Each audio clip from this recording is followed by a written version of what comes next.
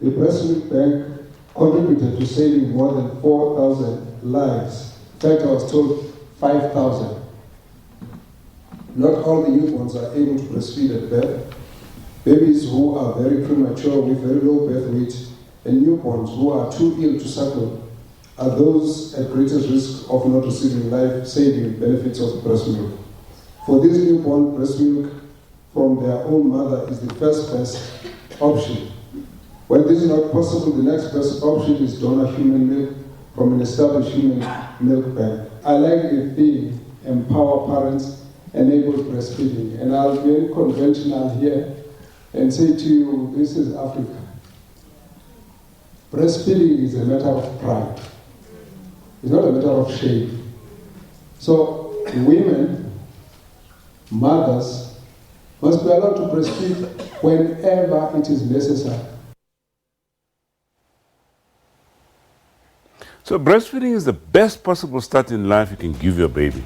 From the earliest moments of a child's life, breastfeeding can mean the difference between life and death. Now, breastfeeding gives growing children a once-in-a-lifetime opportunity to grow and develop to their full potential. But globally, only about 2 out of 5 newborns are put to the breast within an hour of birth. And only 40% of children under 6 months of age are exclusively breastfed. Well, Breastfeeding Week is celebrated every year from the 1st to the 7th of August, and the theme for this year's World Breastfeeding Week is Empower Parents, Enable Breastfeeding. So today we discuss breastfeeding, and our guests include a child health specialist from the National Department of Health, a health and nutrition program manager from Save the Children South Africa, executive director of the South African Breast Milk Reserve, a lactation consultant, and a breastfeeding mom who will share her experience of breastfeeding with us. Now, be part of the show by asking the panel some questions, or just simply share your views with us. And the number to call is Johannesburg 714-5861 or 5877. You can also tweet us at SABC Health Talk, or simply interact with us on our Facebook page, SABC Health Talk. So sit back, relax, and learn from this bumper show coming to you just after a short break. I'm Dr. Sello Mataung, and this is Health Talk.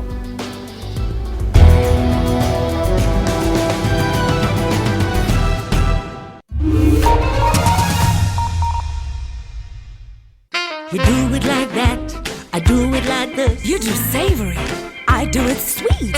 You do it, I do it, and what do they say? We love it all. Sasco, taste the care. My experience in the industry has been both a roller coaster and pure bliss, if I may put it that way. I started off as an intern. I was an all-rounder. I used to do everything.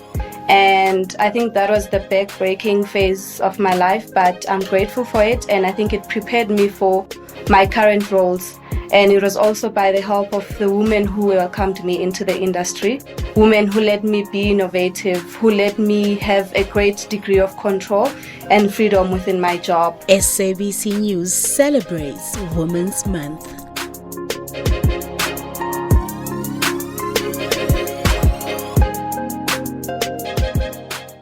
Thousands of taxi and bus commuters have been left stranded in Bloemfontein. From town to the taxi the taxi owners and the passengers, we need to communicate. I ended up really on the streets since I think it was 93. Somebody will threaten you, yeah, I'm going to get you when you sleep. Hinton says life on the streets is a living hell. It's totally not safe on the street. Who is killing who? There is one faction that thinks that it rules the municipality. And these people are running people crazy.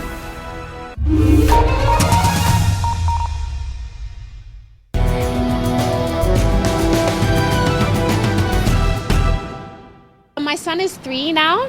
And I had a difficult time, to be honest, breastfeeding him, mostly because I didn't know how to.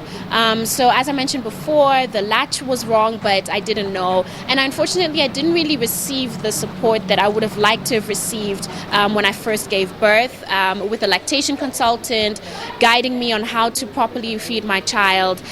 So for the first 2 weeks, I had a very painful experience. But then after reading, and watching videos online, I was able to get that guidance on how I can actually breastfeed my child properly. I did breastfeed. I've got a 3-year-old toddler, and I breastfed him for almost a year. It's such a wonderful experience. I would really like to encourage everybody. You bond with the baby. It's a very unique experience, I think, for motherhood. And like I said, your baby really loves breastfeeding. It's an opportunity to bond with the baby, to keep the baby warm. I would really encourage all the mothers to breastfeed. It's very painful at the start because for a first time, mommy, your nipples will crack and all that. So it's quite painful, but once you go over that phase, the benefits far outweigh that pain that you went through. It's like childbirth. Well, personal experience, I'm looking forward to breastfeeding. I haven't had any personal experience yet, but with the knowledge that I have, I believe that I will be breastfeeding. And they also need to take into consideration that commercial formula is not human milk. So we need to be feeding our children with our human resources because they're also human. We don't need to be feeding them with cow's milk. They need to get human milk for them to be a better humans tomorrow. Better humans tomorrow indeed. Okay, so we're going to be talking about breastfeeding, and it's a great pleasure to welcome our guest. First is Dr. Leslie Bamford. Dr. Bamford is a child health specialist from the National Department of Health. Welcome to Health Talk once again, Dr. Bamford. Thank you, and thank you for having us to talk about breastfeeding during World Breastfeeding Week. All right, even though we almost at the end of the week, but nevertheless, we're still in that week. All right, next we have Judy Kekwood. Judy is a lactation consultant, and welcome to Health Talk, Judy. Thank you, Dr. Sello. It's lovely to be here on the show again. All right. And then, of course, in our Pretoria studio, we have Maruma Sekhovela, who's a health and nutrition program manager from Save the Children South Africa. Welcome to Health Talk, Dr. Maruma. Thank you, and good morning to our viewers at home. All right. It's good to be here.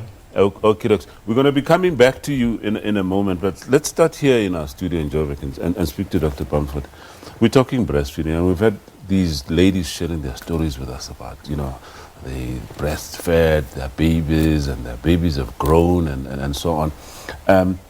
Perhaps before we start talking about the benefits of breastfeeding, can we talk a little bit about the patterns of breastfeeding, especially in sub-Saharan Africa?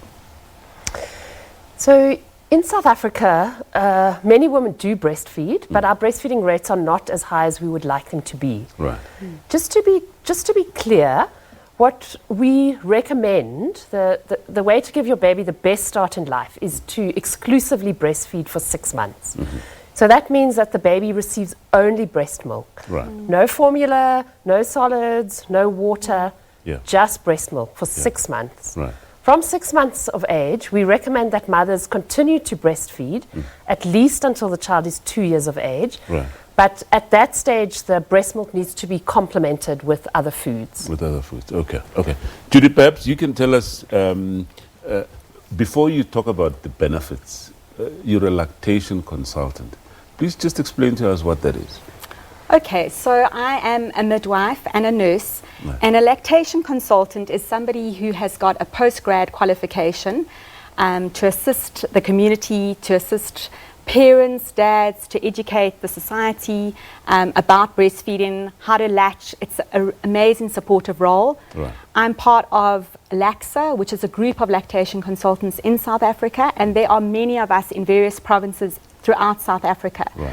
We are available to help all women, irrespective of where they are. Okay. So we are available to families, and we really want to support you and give you a lot of support. Okay. Because it can be hard, Sello. All right. So we obviously encourage breastfeeding. Yes. What are the benefits of breastfeeding? So there's a long list of benefits, but to try and summarize them. So the first thing is that human breast milk is perfectly designed. It's the perfect nutrition for a young child. It has all the nutrition the child needs, and it also has many elements that protect the child from infection. Mm-hmm. So children who are breastfed are less likely to suffer serious infections such as diarrhea and pneumonia. Those are the short-term benefits. Breastfed children are also less likely to become obese and to have diseases like diabetes much later in life. There are health benefits for the mother who breastfeeds. It helps her to recover from the pregnancy and delivery, and it also protects her against some kinds of cancers. Those are the health benefits. There are, of course, the psychological benefits, the bonding. There is some evidence that children who are breastfed are better behaved and cleverer than children who are not breastfed. Okay. And thirdly, there are the economic benefits. So it's much cheaper and more affordable and convenient to breastfeed a child rather than to have to buy and prepare formula. All right. And there's obviously differences between breast milk and formula milk anyway. But let's cross over to our studio in Pretoria and speak to Marumo Zokobelo. Marumo, once again, welcome, and thank you very much for agreeing to participate, on this show. But perhaps just tell us a little bit about, what Save the Children does, especially around issues, of breastfeeding. Thank you, and hi, Dr. Bamford. Save the Children, in the first place, advocates for the rights of every child. And as far as breastfeeding is concerned, Save the Children promote, support, and encourages mother to breastfeed. And we also say children should be, the newborns should be breastfed exclusively for the first 6 months of life. Just like Dr. Bamford has indicated, there are so many benefits of breastfeeding that we also continue to interact with our communities as Save the Children wherever we exist to encourage, promote, and support breastfeeding. And how do you interact with the moms? I mean, when you start sending out these messages, how do you do it? We are in the areas where we are operating within the country. We're working firstly in partnership with the Department of Health clinics, and we have formed what we call breastfeeding support groups. So through the breastfeeding support groups, we are able to work with mothers in the first place while they're still expecting the newborn to come.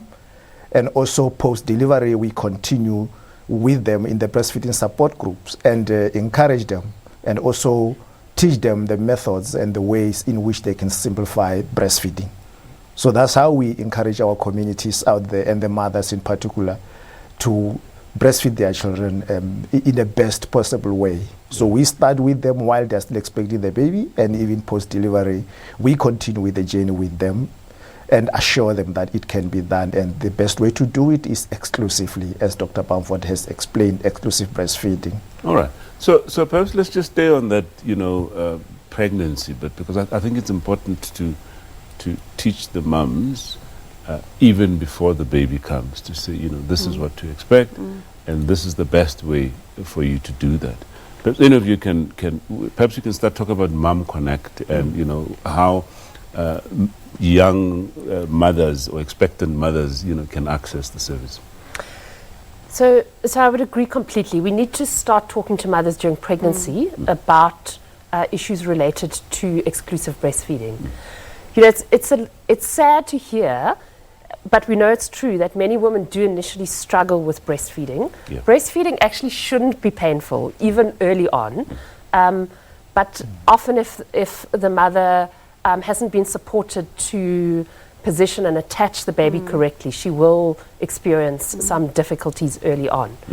So we aim to start talking to our mothers during pregnancy through antenatal care. And then importantly, as you mentioned, Mom Connect. We hope our listeners, our viewers know about Mom Connect. Yeah. So mothers who are receiving antenatal care can register and receive a few messages a week all about pregnancy, covers all aspects of pregnancy. But of course, one of the important issues is preparing mothers for breastfeeding during pregnancy.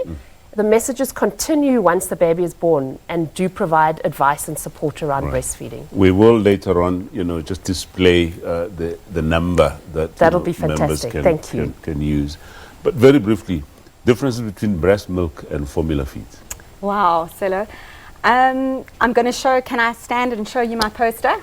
That's fine. Okay. We'll try and get our camera to focus on that. Yeah. Obviously, breast milk has thousands of amazing good brain substances inside, and it really, really grows our babies to be the best, strong little children they can be. Right. And It's got anti-cancer cells, Yeah. stem cells, all the amazing things. Yeah. I think the supporters, we really want to include fathers, and we want to share this information with the dads, because a lot of dads don't know that breast milk is so amazing. Right. And if the husbands say to their wives or partners, darling, we support you, those moms do so well. Yeah. So I always like to teach both the partner Yeah. and the husband and wife, Yeah. and then there's a lot more support from the community. Because Great. it does take a village to raise a child. Yeah. And all those grannies in the community, thank you for all the help that you give to our young moms out there. Right. Thank you. In fact, as we've just shown, I mean, what we have on the table here is a list of the goodies that you have in breast milk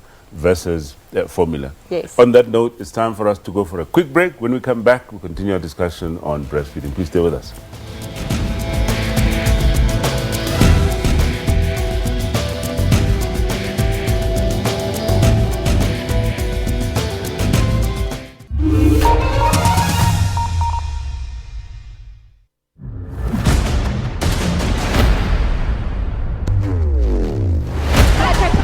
We stay on the visuals, they're busy shooting. We drove around this.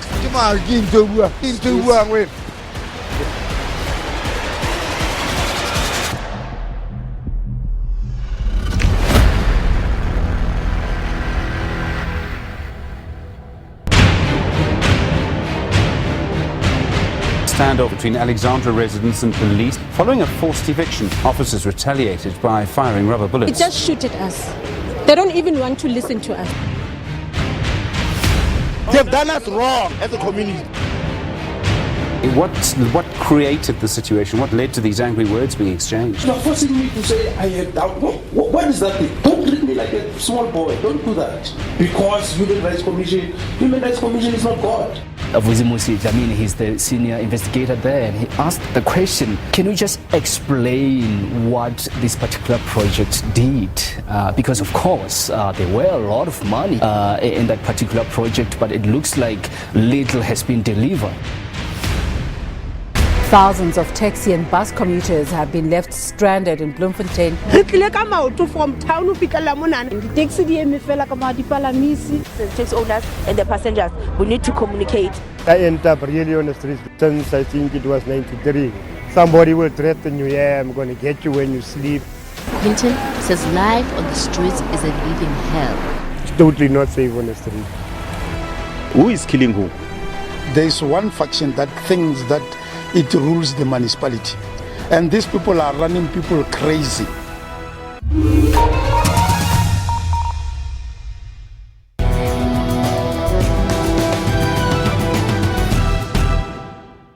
You find that there's little knowledge maybe about the mother, how she can express the milk, how she can store the milk, and also families as well. You find that when she goes back to work, the child stays maybe with the nanny or with the grandmother, maybe who's not so knowledgeable about breastfeeding for 6 months, and then they would rather feed maybe the child porridge or other things. There's no barrier to breastfeeding.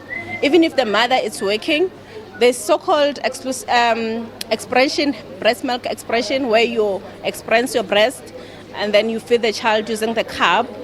We're not promoting using bottle because of the cross-contamination and the hygiene involved in the sanitization of the containers, but we use the cup since it's openly wide for washing and sanitizing. It's true that there are many barriers to breastfeeding for both working moms and non-working moms, especially for working moms, because most people have to go back to work much earlier. And there's also a lot of I would say myths that people will say it's better that you establish the baby on formula milk at least a month before you go to work, which is actually not true. You can breastfeed for the longest time that you can give. Also, you know, with other mummies, it's also the traveling time to work and back and not having the space to express while you're at work, or even just the distance. It's not friendly if you're a working mom. I think for me personally, I've experienced two, and I think that's something that a lot of women can relate to, is definitely number one, going back to work, not being with the baby as often as before. And unfortunately, there are a lot of workplaces which don't really provide a clean, safe private environment for women who are nursing, so it limits us in how we can actually express our breast milk if we want to continue breastfeeding. And then the second one is also improper latching. I think a lot of us, we sort of just think that you just give the baby your breast and the baby automatically knows how to suckle, but that's not necessarily the case, and that causes a lot of pain for the mother, and a lot of the times it's a big reason why many women actually stop breastfeeding, because it is just very, very painful. Some women have to return back to work as early as 6 weeks. Other women can get paid leave up to four months or even 6 months. But the most important thing is to let your HR department know that you want to continue breastfeeding, so that they can organize a space, a lactation room for you, where you can express either by hand or using a breast pump. And it's also important to know that there is a code of pregnancy which allows for mothers to have 30 minutes twice a day time to express, and that is paid. So moms need to know their rights and also to ask for them. All right, moms definitely need to know their rights, and that's why we're doing these shows. And we're talking breastfeeding with our guest, Dr. Leslie Bamford, child health specialist from the Department of Health.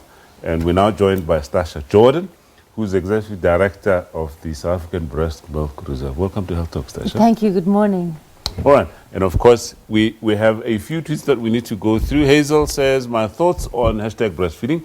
Is it hard? Yes, it is. Is it worth it? Absolutely. Should there be more support to help new mums with it? Yes, we desperately need it. Are you a bird mum if you don't?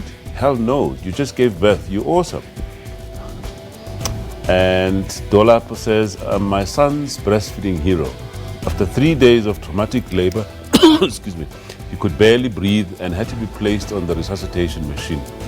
Due to this, I had to express my breast milk as he couldn't suck directly. It was painful, but it was worth it. And the next one is from Kate, who says, breastfeeding is recommended until at least 2 years of age.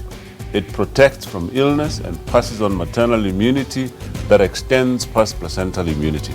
It is full of good fats and DHA and changes based on your child's individual needs. Well, I'm sure you'll agree with us, at least with those tweets, Dr. Bamford. And we spoke earlier around issues of obviously the benefits of breastfeeding, and we encourage mothers to breastfeed. But in some instances, there's the so-called barriers to breastfeeding, the issues that make it difficult for mums to breastfeed. Do you want to perhaps just start with a few? Well, unfortunately, we do know that there are barriers to breastfeeding. Yeah. And because of that, we are aware that mothers need a range of support to breastfeed. So if we look at the theme for World Breastfeeding Week this year, it's Empower Parents, Enable Breastfeeding. And that really talks to the fact that parents need an enabling environment. Right. Mothers need that to successfully breastfeed. Right. So first of all, they need knowledge. Many mothers do require support to initiate breastfeeding. So as far as possible, we do try and make sure that mothers have successfully breastfed before they leave our facilities when they have given birth. Mm-hmm. But we know that mothers do still some mothers still struggle even once they have initiated breastfeeding. Mm. I think we've mentioned the importance of fathers and partners. Okay, so in the home environment. Absolutely. Right. The family needs to be supporting breastfeeding. Mm-hmm. It's very difficult for the mother if she isn't supported to do that. Mm. And of course, we've talked about the workplace. That's an important place where mothers need support. I'll tell you what, we're gonna come back to the workplace, because I think we need to focus a bit more time on that. Let's speak to Stasha. Stasha, tell us about your organization, South African Breast Milk Reserve. Yes, we are the South African Breast Milk Reserve. We are a human milk banking body. There are quite a number of human milk banks in South Africa. Right. And what we do is we supply donated breast milk to very low birth weight infants in neonatal intensive care units. Right. We work in the context of breastfeeding, in the larger context of the South African Civil Society for Women, Adolescents and Children's Health, SAXOWACH, that is doing an incredible amount of work in promoting breastfeeding in the workplace and creating enabling environment for mothers to breastfeed in the workplace. In the context of human milk banking, breast milk is used primarily to reduce sepsis amongst very low birth weight infants. What we find is that babies that are artificially fed are very much more likely to succumb to necrotizing enterocolitis, which for the viewers in simple terms is basically the gut beginning to rot away. Breast milk is essential, it's bioavailable, it's the first vaccine. It promotes healthy bonding, as Dr. Bamford said. That's what the critical role that breast milk plays as medicine in healthcare and in the neonatal intensive care unit. So who donates the breast milk to us? A variety of mothers. So currently, as the South African Breast Milk Reserve, we have a reserve bank, which is a central collection point, which we have here in Johannesburg, but we have 24 in-hospital human milk banks in the public hospitals of 5 provinces. Yeah. We collect breast milk from mothers that have themselves babies in neonatal intensive care that have an excess amount of breast milk. And that breast milk is then processed. We do quality procedures behind it. We do serology on the breast milk to establish that the mommy is not HIV positive, for instance. Then we have other quality processes around microbiology, pasteurization.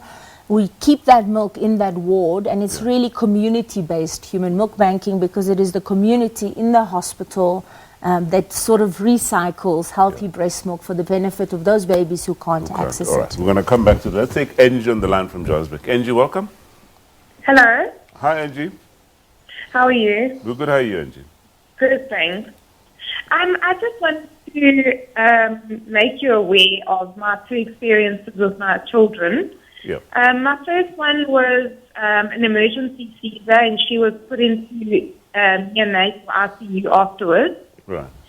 And they just immediately started giving her formula, because I was obviously, recovering from the emergency Caesar, but I really didn't want that. And when I realized what was happening, I was freaked out by it. And I was adamant to put her on my breast. Because I needed that bonding with her. Then with my second one, I found that the nurses almost pressurized me to do top-up formula feeding, because they were worried about her blood sugar levels. Yeah. And they kept pricking her to check her blood sugar levels. And eventually my husband said, well, she wants to breastfeed. She is drinking the breast milk. How long are you going to carry on pricking the child for? Okay. So I just feel like in the hospitals, the nurses almost are pressurizing you to give formula. They don't feel like the breast milk is enough. All right. I actually had to say to the pediatrician, I know I'm producing a little, but isn't that all the child needs? Okay. So I just wanted to make you aware of what's actually going on in the hospital. Thank you so much, Angie, for sharing that. Surely that can't be right, Dr. Bamford. Thanks. That certainly is not correct, and it's not what is supposed to happen. So in our hospitals, particularly our public sector hospitals, we have been implementing the mother-baby friendly hospital initiative, and that makes it very clear that babies should ideally, what we aim for is that every baby is put to the breast within 1 hour, that the mother has skin-to-skin contact with the baby, and that as far as possible mothers are encouraged to exclusively breastfeed. Yeah. There are always going to be some babies that will run into problems, but really they should be the absolute exception. Yeah. And 90 or 95% of our babies should be, if the mother is supported to breastfeed, will be 100% well, only receiving breast milk. Right. Okay, Mutsidisi, we need to cross over to Pretoria, but let's quickly take Mutsidisi on the line from Sebokeng. Mutsidisi, welcome. Hello, good morning, everyone. Morning, Mutsidisi. My name is Mutsidisi, and I'm a 34-year-old mother, and my daughter, she's 2. I'm still breastfeeding her. Wonderful, well done. I'm having a problem with the community and the family. Everyone's putting a pressure on me that I should stop breastfeeding her. They say it's going to make her teeth rot and her brain, it won't function normally. So I'm confused because I'm enjoying doing breastfeeding to her with bonding. And it saves me money a lot by doing that. And in that way, I can control her health, that I know that she's getting all vitamins. If she's sick and she's not eating, I know by breastfeeding her, at least something's going to her system. So I'm having a serious health pressure around my community. So I want to know where am I doing wrong or Okay. should I All right. fix it? Stasha, you want to take a stab at that? Yes, I think it's really important to not allow ourselves to be bullied into decisions that we don't want to make by our family members. We know that a lot of barriers to breastfeeding come from old beliefs and old wife tales that discourage women from breastfeeding. And it's a form of disempowerment, not only for the baby, but for the mother, because it really takes food security away from the mother and it puts it in the hands of products which are not always safe. So you're doing the right thing. You need to keep on breastfeeding, you need to persevere, and you need to show the evidence. You know, Google it and show it to your family members, and persevere and follow the national guidelines for breastfeeding, please. All right. Before we go on a break, let's speak to Marumo in Pretoria. Marumo, you know, we've been talking about barriers to breastfeeding, and we're talking earlier about the home environment. I'm sure in your work you do come across some of the cultural and, you know, myths and false beliefs around breastfeeding. Do you perhaps want to share with us some of the examples that you come through and how you deal with them? Thank you. Absolutely. You know, I just want to pick up on what both NG and Mutsidishi has said on the line. One, NG came with two important barriers that are said as far as breastfeeding is concerned. One, not enough milk. You know, women out there believe that they do not have enough milk to sufficiently supply breast milk to their children. And that is one of the myths that we also come across on a daily basis. And the truth to it is that it's not about the size of the mother's breast. It's about positioning and attachment. Right. If the mother is able to hold the baby well, to latch correctly on the breast, rest assured that the baby will get sufficient milk. And secondly, there's also an issue of family that I'm picking up from Mutsidisi. Now, breastfeeding, like, you know, this year's theme is saying, you know, let's empower parents and enable breastfeeding.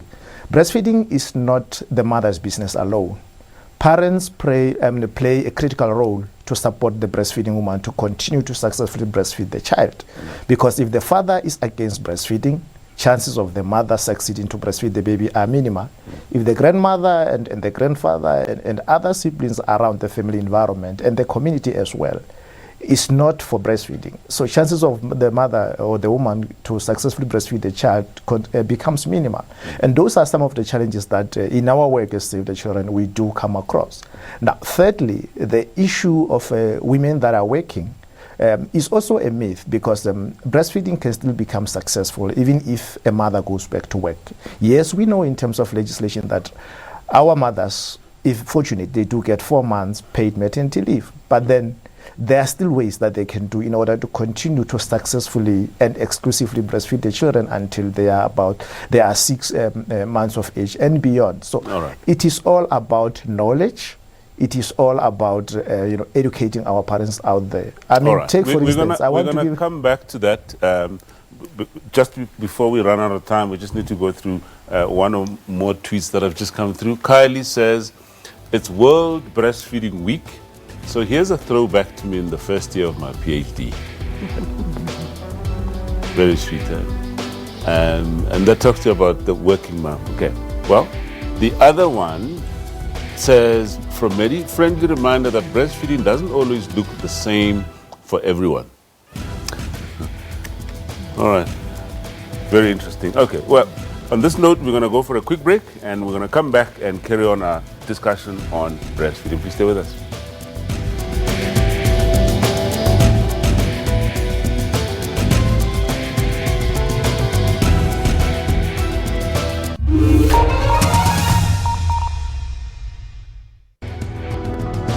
Welcome to Media Monitor. This is where we take a look inside the world of media, analysing the trends and the issues and the reporting of some of the week's top stories. A shocking report states that 51% of South Africans don't trust the news. The trust levels in independent media have also come from media getting it wrong very often.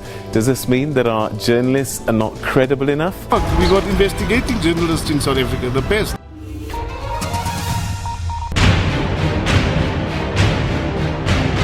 Standoff between Alexandra residents and police. Following a forced eviction, officers retaliated by firing rubber bullets. They just shoot at us.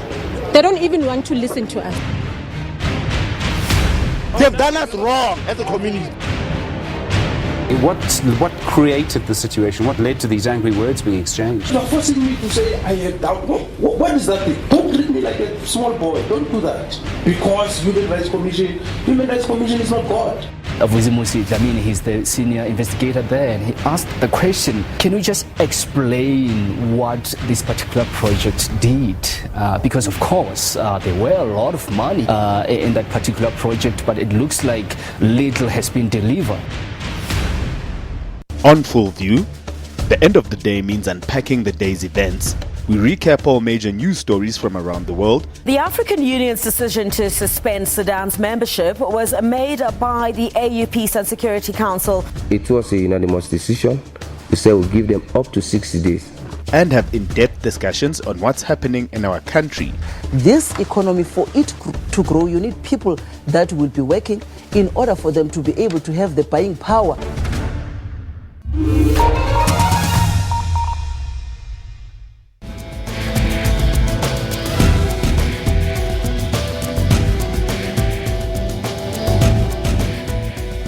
Welcome back and thank you so much for staying with us. We're discussing breastfeeding. Our guest, Judy Kirkwood, Lactation Consultant, and on the extreme left, Stasha Jordan, Executive Director, South African Breast Milk Reserve. And we're now joined by special breast, Olonatando Nkwe.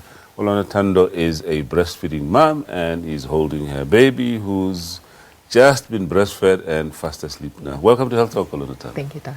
All right, we're going to come back to you now because we need to know about, we're eager to know your experiences of breastfeeding a baby. All right, but before that, we're going to take two callers, one after the other. First is Lorraine from Cape Town. Lorraine, welcome.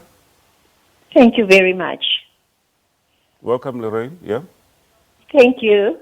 I'm on the line. Yes, go ahead. Okay. I'm a very positive person, and I suppose that the breast milk bank work like the blood bank. Right. They do whatever they have to do to make sure that everything is in order. But just a question, I just wanted to know how healthy is another person's milk for a baby, especially if a mother and a baby wants to bond. Mm-hmm. Excellent question. Yes, and I'm taking it back. My son is 24 years old.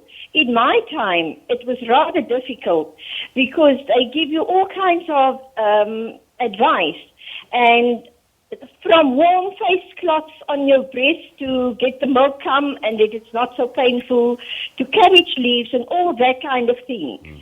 But it really didn't work for me, but if I can encourage a mother to breastfeed, I would really love to do that. Okay. The other thing is this.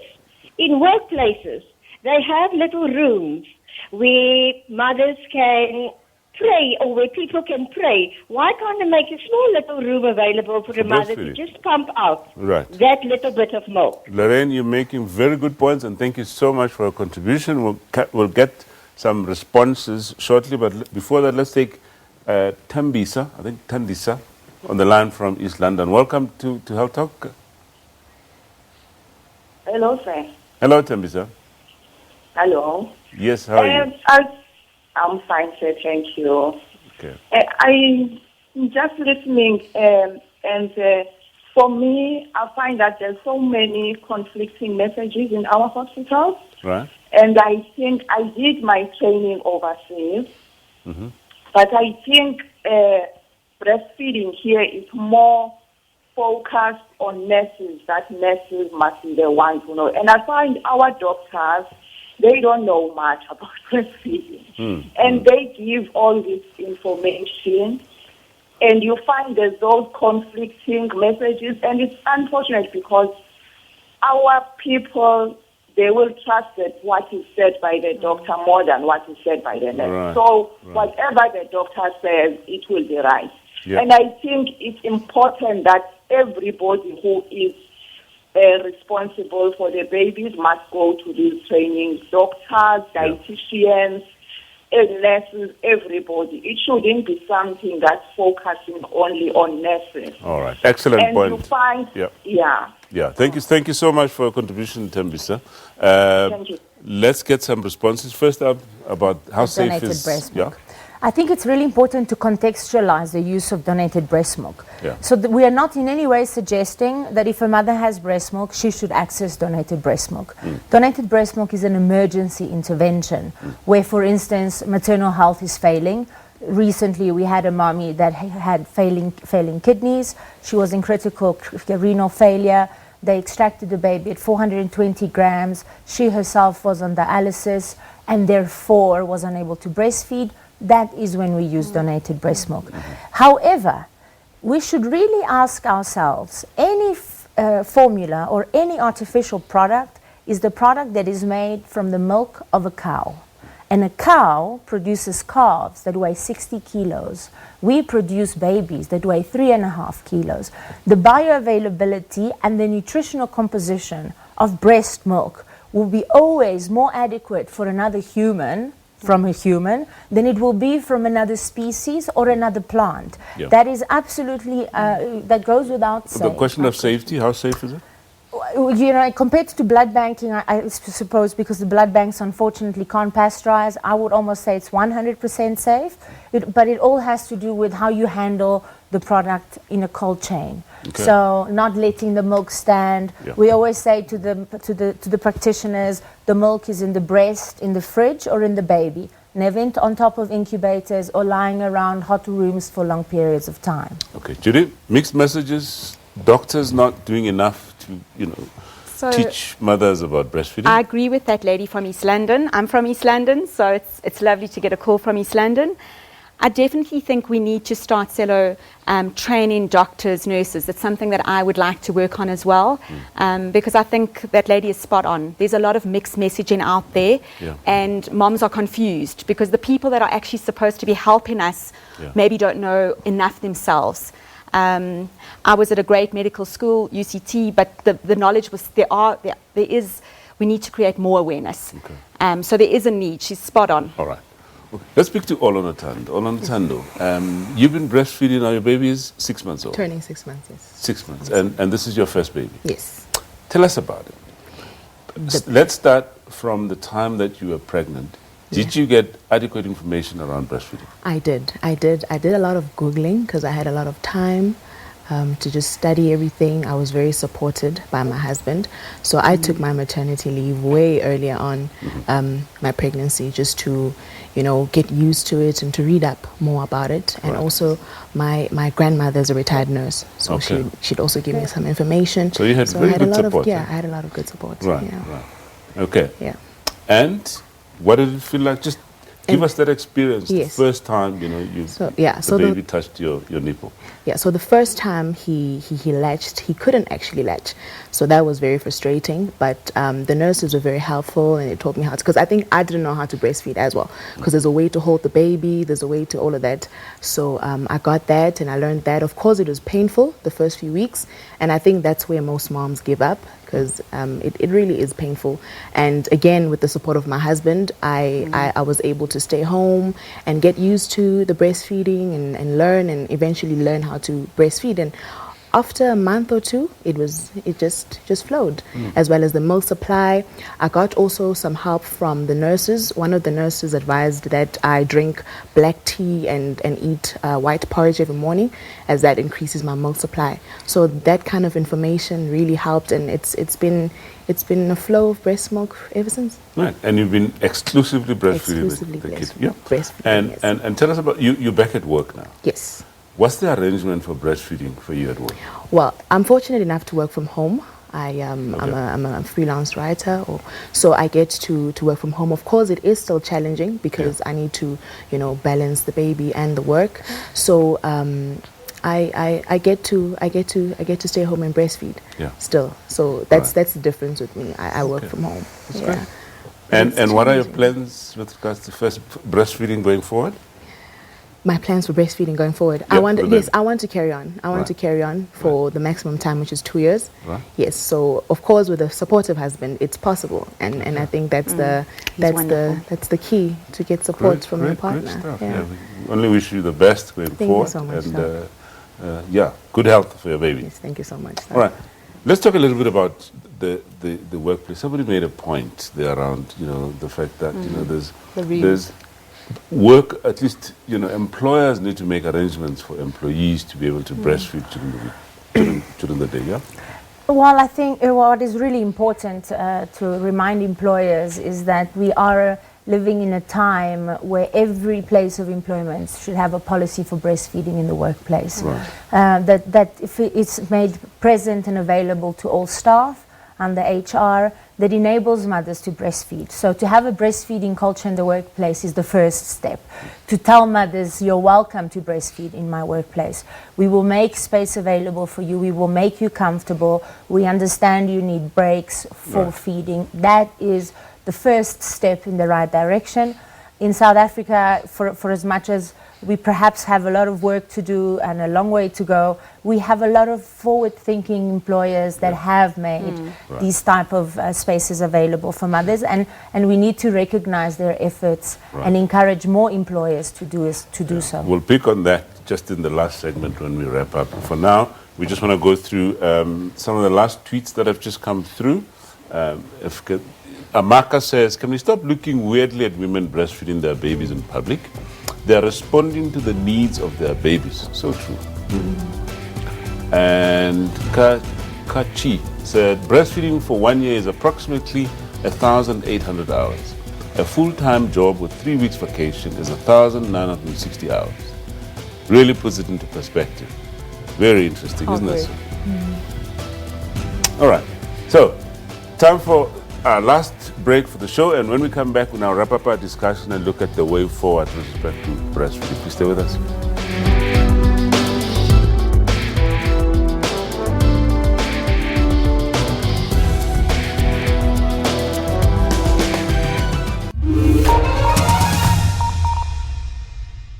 Baletsle Mtetwa joins us now live. MNS attorneys were mandated to conduct these reports and investigations. What sort of processes did they follow? We heard Tiamo explaining that they worked with actuarial scientists in order to investigate these transactions. Slap suits, tell us more about this. The concept of slap suits, which is litigation often used by big companies to silence critics. We as civil society won't stand for this kind of intimidation and harassment. If you come to South Africa, you need to obey the obligations that you have in terms of the laws of this country, including environmental laws. The people that are in the country and even those that are in Mr. outside the Mendoza, and country. say those who are protesting were saying that they are engaging the government. Poverty. How do we resolve that? Data is one of our major challenges, even with the implementation and measurement of the Sustainable Development Goals. Is the continental body fulfilling its mandate in terms of peace and security? They have not been consistent. There has been no political will. A huge fault. A huge body with no teeth to solve African problems. The ANC-NEC revealed in a statement that they supported the user pay system. So are you saying that motorists, Gauteng motorists, have to pay for e-tolls? It is a principle that is raised. We are saying that we support the principle of user pay. We imported a lot of technology as an example in order to invest here, and those people are not going to say, listen, you don't have to pay me back. They are demanding their money back. SANRAL has another 19,000 kilometers of non-tolled roads which it finances the maintenance, the upgrading, the building of. Why they want to continuously force a square peg into a round hole on this issue just blows us away. It makes no sense to pay a toll on a toll on a toll. The roads are still looking terrible. The whole thing is just ridiculous. It needs to be scrapped. We didn't ask for it. So why do we have to pay for it? Welcome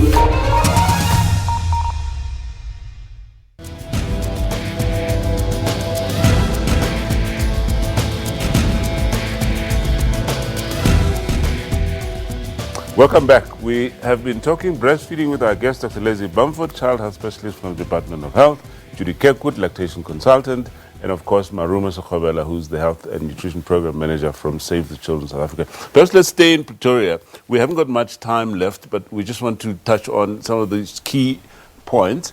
Perhaps let's start with breastfeeding in public. The work that you guys do in encouraging, at least dealing with this notion that, you know, it's unacceptable for mums to breastfeed in public. Thank you. Breastfeeding comes natural. There should not be any restriction as to where a mother should breastfeed the baby. And that for us is our standpoint.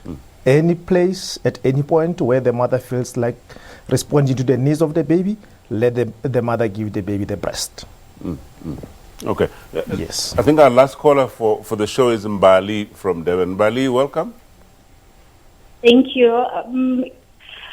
I wanted to ask, my baby is 21 months now. Right. And I've been breastfeeding her since birth. Now she goes to crèche during the day. Right. So I breastfeed in the morning before I go to work, and then afternoon when I come back. But now they had advised that I must give her something during the day. And the nurses at the clinic, they advised me to give her fresh milk. But now she doesn't want to drink fresh milk. And they said I must also give her water, and they don't recommend juice.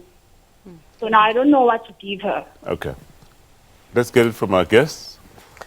So I think the nurses are giving good advice. So first of all, congratulations on continuing to breastfeed. For 21 months. Amazing. 21 months. Yes. And by 21 months, children often start to wean naturally. But if the child is still feeding in the morning and perhaps in the evening, then that's fantastic. And she's probably getting enough fluids. I would agree that they should offer some fresh cow's milk and some water during the day, not juice. If the child is thirsty, she will drink it. If she's getting enough from the breast milk, then she won't be interested in drinking it. Right. Children are very sensible. If we offer them good food, if they need it, they will drink those other fluids. Okay. You want to add something, yeah? And Selo, she'll be eating off the table. So she'll be eating the food from the family, which is wonderful. They can do that from a year of age, Right. obviously with breast milk. So to that mom, you're doing well. Feed twice a day. I fed my children for 2 years each, and my son was just like that. He didn't want cow's milk. I didn't offer formula because he got calcium through obviously a bit of yogurt or a bit of cheese. So obviously we want to make sure that we offer a balanced diet with good nutrients. Some sampan beans, good protein combinations, vegetables from the vegetable garden. Yeah. We want to try and be sensible. Fruit, not too much puree.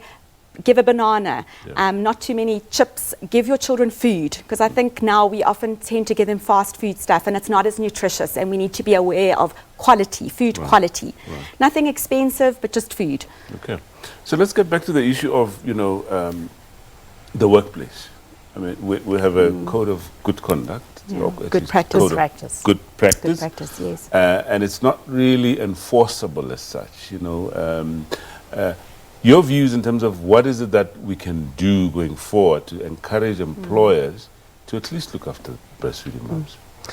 So I think it was mentioned that really all employers should have breastfeeding policies. Yeah. We have a code of good practice. Many employers are not aware of that. So we would encourage mothers. They shouldn't have to advocate for their rights. It should be automatic. But realistically, mothers need to challenge their employers to ask what the policy is, what arrangements will be made to support them to breastfeed. I think essentially what we're saying through this World Breastfeeding Week is that breastfeeding is everyone's business. So employers have a role to play, breastfeeding mothers have a role to play, families have a role to play. We know as our health facilities we have a big role to play. We are doing well. Breastfeeding rates are increasing in South Africa, but we know that all of us have got a lot more work to do. We are very clear that mothers have the right to breastfeed their child in public, whenever, wherever they want to. But again, there are people who don't share that view. Right. And so it is a process of getting everyone to understand what their role is in terms of breastfeeding support. Let's go back to Maruma and Pretoria. Maruma, your concluding thoughts as we wrap up our discussion on breastfeeding, especially around issues of rights and all of the issues we spoke about today. Yeah. It is the right of the child to be given breast milk, and it's the right of every woman to breastfeed their child everywhere and whenever they want to do so. And let us also encourage, protect, and promote breastfeeding, because there is no doubt about that. It's the only optimal way of giving the child perfect nutrition from 0 to 6 months of life. So let us encourage our communities to continue breastfeeding. And yes, breastfeeding is not only about the mother who has just given birth. It's about all of us. Dad, let's play our roles to encourage our women to breastfeed, to support them. Families, let's do so. Communities, let's do so. Let's move away from giving comments that will encourage mothers from breastfeeding their children. All right. That is the Maruma message that I would like to close with. From Save the Children South Africa, thank you so much for your lovely closing statements there. Perhaps let me give you the last few seconds. So I think to all families, we all have a story. Try hard, moms. If it's a little bit hard, get some help. Ask your partner, ask a nurse. Be critical thinkers. Ask questions. Ask your employers. If people are disrespectful when you're feeding your baby, tell them that you grow in the future of South Africa and that you want to give your child the best. I think it's how we engage with people that's really, really important, and how we say it. And yes, I think Leslie has said the Department of Health are doing an amazing campaign for moms out there. All right. Your concluding thoughts, Dr. Bamford? Well, I think we've said it. Breastfeeding is everyone's job. Right. During World Breastfeeding Week, obviously we have a particular focus on protecting, promoting and supporting breastfeeding. Right. But actually it's work that we need to all do all through the year. Absolutely. I think it's on that note that we're going to leave it. And that's all the time we've had for today. Thank you so much for your contribution to this show. And for you folk at home, thank you so much for staying with us. And thank you for all the calls, all the tweets. We're back again next week, same time. And until then, please do take care.